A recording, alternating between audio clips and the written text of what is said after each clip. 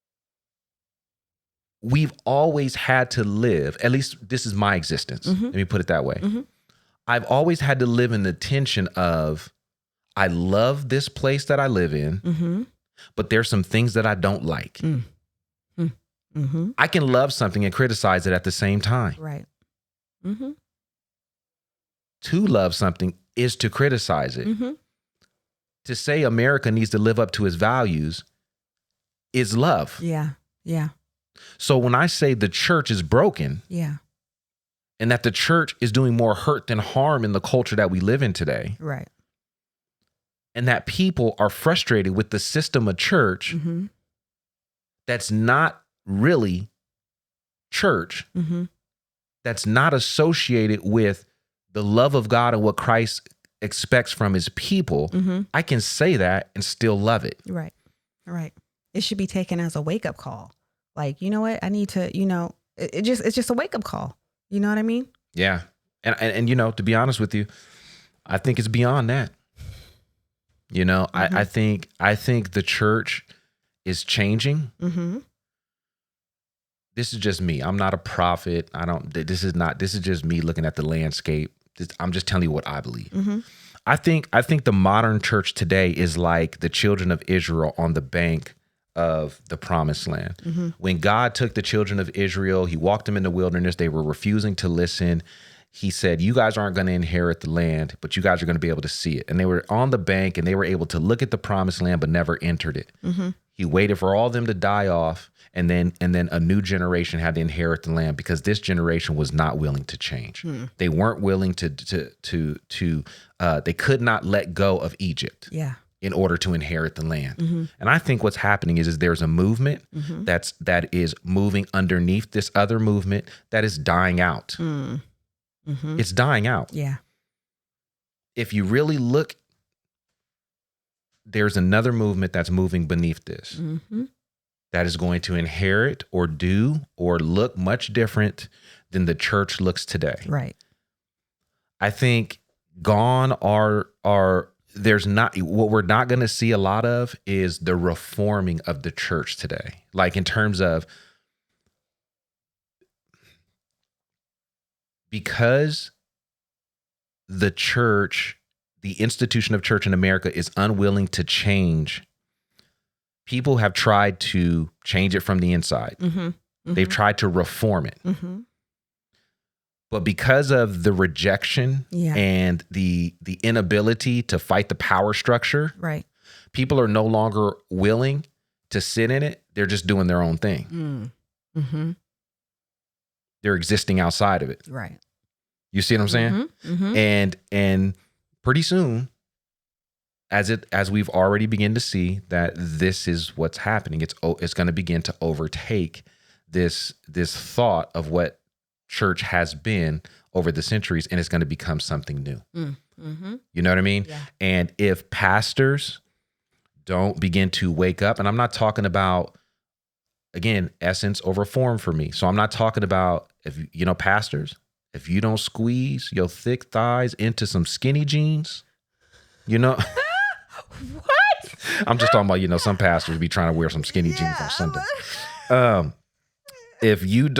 I'm not talking about if you don't look young, because you got some pastors who spiking their hair, they gray, you know what I mean? Like, it's like, dude, like, bruh, you know what I mean? He's still tripping on this dude squeezing his thighs up in there. I got to get this. Well, I got to preach in 15 minutes. Can't get in his pants. You know what I mean? But give me some Crisco. Right. Let me slide up into these. Jeez. But if we don't, and I'm not talking about like pragmatism. I'm not talking about this idea of just changing how we do things to be more hip, because hip is not the problem. Yes. That's not the problem. Right. In fact, more people are looking for more traditional than they are for more non-traditional. Yeah. But the people who are looking for the traditional, they don't know what they're looking for. They think that's what they're looking for, but what they're looking for is authentic worship. Yes. That's what they're looking for. They just don't know how to express it outside of, okay, maybe I need to return back to traditional worship, traditional building and all of that, because they're seeing that the relationship, they don't really have a relationship with Jesus. Mm-hmm. They got a relationship with religion and not Jesus. And they're saying, I need to find this connection with. Yeah. And so they're exploring all of these things. Yeah. But when I say that, I'm not saying that churches need to change the way they look and change the way they behave. Yeah. I'm saying the church need to return back to the essence of what church is and connect with the Spirit of God and say, what is the church supposed to look like in these next 10 centuries? Yeah. In this next century. Yeah. This is why you see a lot of these churches. You up here smiling. I said next 10 centuries. But this is why you see, this is just me. I think this is why we're seeing a lot of churches, we're seeing a lot of collapse. Mm-hmm. Like we're seeing these big brands fall. Yeah. You understand what I'm saying? Like, and we're trying to hold on to them. Mm-hmm. Mm-hmm. Instead of just saying, you know what, we need to let go. So all of that to say, I get it. Mm-hmm. The church is beautiful. Yes. But let's define what church we're talking about. Right. Right. The church of the living God is beautiful. Yes. It's beautiful. It's the bride of Christ. Yes. It is the pillar of truth in all of the world. It is the hope of the world we live in. Mm-hmm. Right? Right. It is the salt, the light. It is what Christ established with his death. And he brought about a beautiful community that is made up of nations and peoples and groups. And he created a new kingdom for us to thrive and for us to live and for us to love and to create this new reality that all people can live in the light of God, in the light of God through Christ Jesus. Yeah. And we're supposed to go out and make that a reality. That's beautiful. Agree, 110%. Right. But the things that we do on Sunday, the system of American church, this idea that this is what church is, that's actually celebrity worship and doctrine worship and gifts, like all of these things that really don't have anything to do with the movement or the Spirit of God, that is a problem. Right. And it needs to be talked about. Yep. And it needs to be revamped. Yep. These things that we're doing, that we're calling discipleship and community, need to stop. Yes. And pastors, leaders, people with influence need to lead the way. Need to talk about it. Yeah. Saying something negative doesn't mean that you don't like it. Right. It actually means that you do care about it, that you want to see it live out this reality. Right. So that's it. Anything you want to add? Nope. You said it all. I know I did say it all. You was up here itching. You was like, you won't be quiet. So I never, ever. I know. So I'm going to go try to squeeze into some skinny jeans. Please don't. Please don't. Girl. I got a few pair. I can't even fit in no squinty jeans. Yeah, I don't even know what squinty jeans. Is that like the squirt? Is that like jeans mixed with the skirt? Oh my gosh. We're showing our age because squirts are like from. Okay. No, anyway, first of all, they're squirts. They're not squirts. What did you That is disgusting. All right, this is going. So thank you for tuning in to the Church Dropout podcast. We appreciate your listenership. Please like, rate, subscribe wherever you listen to this podcast. That we will talk to you soon. God bless you. Good night.